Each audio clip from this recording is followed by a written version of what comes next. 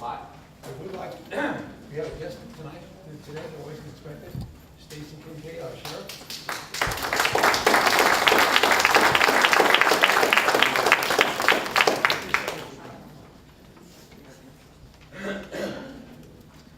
Well,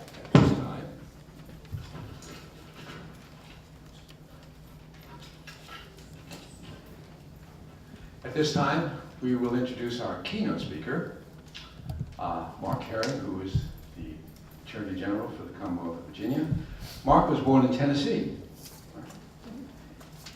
in 1961, so now you know how old he is. He attended the University of Virginia. Oh, I'm sorry, the University of Virginia. I got 2 kids and 2 grandkids that went there, so that I know. The University of Richmond School of Law. Wow. He was a member of the Virginia State Senate from 2006 through 2014. He was elected to the office of Attorney General in 2014. He lives with his wife, Laura, and his 2 children, Peyton and Tim. Mark.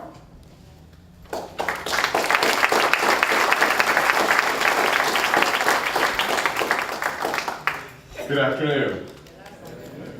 I am so glad to be able to be back here at Green Spring to visit with all of you. And Marvin, thank you so much for inviting me on this great occasion. You know, you were running through my bio and talked about how I graduated from UVA, but I went to Richmond Law School. Apparently the admissions committee at the UVA Law School thought I needed to diversify my higher education experience. And it's great to see Sheriff Kincaid here. Although I will say I was a little worried at first. We came in through the gate and introduced ourselves, and the security said, "Oh, the sheriff's here and she's looking for you." Apparently just to say hello.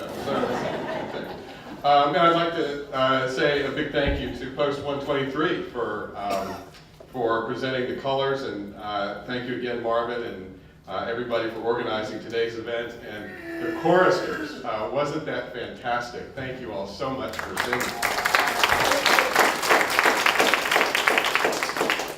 It's also a rare honor to commemorate this day, a special day, with a man like Brigadier General Bill Weiss of the Marine Corps' legendary 2nd Battalion, 4th Marines. General Weiss, thank you. Thank you for your service. There you are. You're supposed to be there. General, thank you. I bugged out. Well, thank you so much for your service, not only in the Marines, but also in helping us honor its history of service and heroism at the amazing museum in Quantico. So thank you very much. And to all those with us today who fought under the banner of our nation, I thank you for your service and for being with us here today. You know, it seems like our lives and our world become busier and busier and more complicated with every passing day. In a world of Facebook and smartphones and 24-hour news cycles, it just feels sometimes like distractions are constantly bombarding us and competing for our attention as a people. And it's rare these days to find things on which we can all agree, things we all hold in common. Well, the flag of our nation is one of those precious, unifying symbols. No matter your age, your religion, your color or creed, all Americans understand what our flag means. And we know that blood has been shed to raise it as a symbol of freedom. Yes, it represents the states of our union, and it represents the colonies that gave birth to our nation. But more than that, around the world, our flag represents the values we all share, the freedoms that we all cherish. And that's why every June 14th, for nearly a century, we have taken a moment as a nation to pause and to reflect on those values and those principles. Flag Day began in 1916 when a son of the Commonwealth, President Woodrow Wilson, declared that June 14th would be a day, quote, to give significant expression to our thoughtful love of America and our comprehension of the great mission of liberty and justice to which we have devoted ourselves as a people. World War I was raging in Europe. And President Wilson knew that American involvement was just over the horizon. And he asked the American people to rededicate ourselves to the nation, one and inseparable. And here we are, nearly a century later, rededicating ourselves yet again to our nation and to the values we all hold sacred. Our flag was born under the fire of the Revolution in 1777. And a few years later, its place in our national conscience was secured in our national anthem. And if I may, I would like to read from a congressional resolution introduced by another proud son of Virginia, our former Senator John Warner, who in 1998 helped memorialize the history and the importance of our nation's most enduring symbol. The document born from Senator Warner's resolution tells the brief history of how Francis Scott Key was inspired by the flag to write our national anthem. And I think it speaks to the power of the flag as a symbol of hope and strength, even in moments of strife. That document reads, and I quote, "During the night of September 13, 1814, the British fleet bombarded Fort McHenry in the harbor of Baltimore, Maryland. Francis Scott Key, a 34-year-old lawyer poet, watched the attack from the deck of a British prisoner exchange ship. He had gone to seek the release of a friend, but they were refused permission to go ashore until after the attack had been made. As the battle ceased on the following morning, Key turned his telescope to the fort and saw that the American flag was still waving.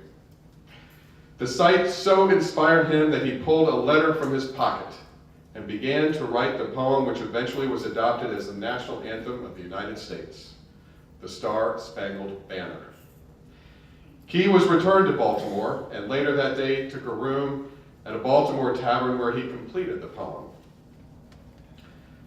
Years later, he told a hometown audience in Frederick, Maryland, "I saw the flag of my country waving over a city, the strength and pride of my native state, a city devoted to plunder and desolation by its assailants. I witnessed the preparation for its assaults. I saw the array of its enemies as they advanced to the attack. I heard the sound of the battle. The noise of the conflict fell upon my listening ear and told me that the brave and the free had met the invaders." That is the power of our flag, to give us strength in moments of despair and to remind us of the precious freedoms we enjoy as Americans. As Attorney General of Virginia, I've sworn to support those values and freedoms, and I take that oath very seriously.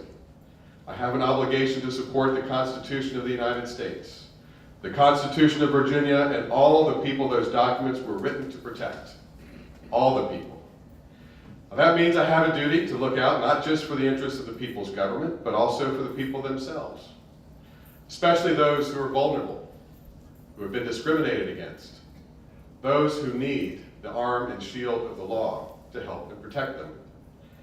And in the actions that we've taken over the last year and a half, and in those that we will take in the years ahead, I hope Virginians will see that they have an Attorney General who will stand up for them and work to ensure that justice, equality, and opportunity are more broadly shared all across our Commonwealth. Those are values worth fighting for. Those are the values represented by 13 stripes and 50 stars in a field of blue. And those are the values we celebrate here today. Thank you so much for allowing me to be a part of this wonderful celebration. And may God bless each of you, our Commonwealth, our nation, and our Star-Spangled Banner.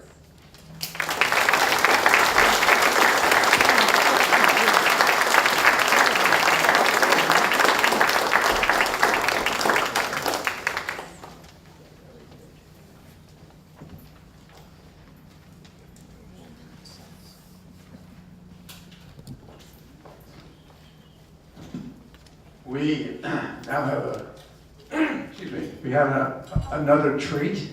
I don't know how many of you have heard our troubadour, Great Parks. He performs regularly on Channel 6, but not too long ago, I heard him do one particular song, which he will be doing shortly, and I will let him introduce it for you.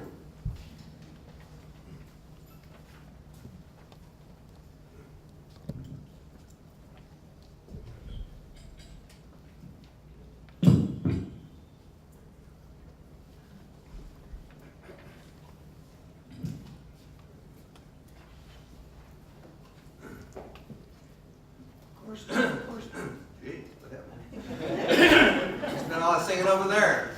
I have to get a little louder, I guess. Before I sing the song that Marvin was referring to, I'd like also to recognize that today is the Army's birthday. Ooh, wow. 240th. 1775. And so, to celebrate that birthday, I would like to do a song for the Army, if that's all right. Oh, they got no time for glory in the infantry. Oh, they've got no time for praise is loudly sung. But in every soldier's heart and all the infantry shines the name of Roger Young. Shines the name, Roger Young. Fought and died for the men he marched among. In the everlasting glory of the infantry shines the name of Private Roger Young. Caught in ambush lay a company of riflemen, just grenades against machine guns in the gloom. Caught in ambush till this one of 20 riflemen volunteered to meet his doom. It was he who drew the fire of the enemy, that a company of men might live to fight. And before the deadly fire of the enemy stood the man we hail tonight. Stood the man, Roger Young, fought and died for the men he marched among. Like the everlasting spirit of the infantry was the spirit of Private Roger Young.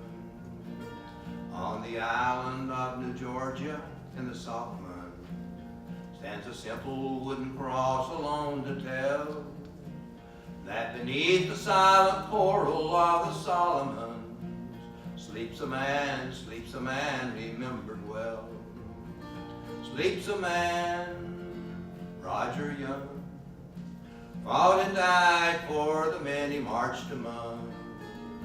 In the everlasting glory of the infantry lives the story of Private Roger Young. Roger Young, Roger Young.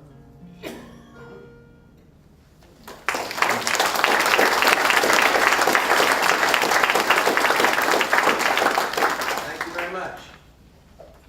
And now the one that you hired me for. I walked through a county courthouse square. On the park bench, an old man was sitting there.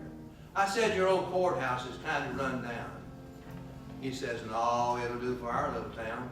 I said, "Your old flagpole is leaned a little bit, and that's a ragged old flag you got hanging on it." He said, "Have a seat." And I sat down. "Is this the first time you've been to our little town?" I said, "I think it is." He said, "Well, I don't like to brag, but we're kind of proud of that ragged old flag. You see, we got a little hole in that flag there when Washington took it across the Delaware. And he got powder burned the night Francis Scott Key sat watching it while writing, 'Oh, say, can you see?' It got a rip in New Orleans with Packingham and Jackson tugging at its seams. And it almost fell at the Alamo beside the Texas flag. But she waved on, though. She got cut with a sword at Chancellorsville. She got cut again at Shiloh Hill. And there was Robert E. Lee and Beauregard and Bragg. The south wind blew hard on that ragged old flag. On Flanders Field in World War I, she got a big hole from a Bertha gun. She turned blood red in World War II. She hung limp and low a time or two. She was in Korea and Vietnam. She was where she was sent by her Uncle Sam. She waved from her ships on the briny foam. And now they've about quit waving her here back at home. In her own good land, she's been abused. She's been burned, dishonored, denied, and refused. She's getting threadbare, and she's wearing thin. But she's in good shape for the shape she's in. Because she's been through the fire before. And I believe she can take a whole lot more. So we raise her up every morning. And we bring her down slow every night. We don't let her touch the ground. And we fold her up just right. On second thought, I do like to brag, because I'm mighty proud of that ragged old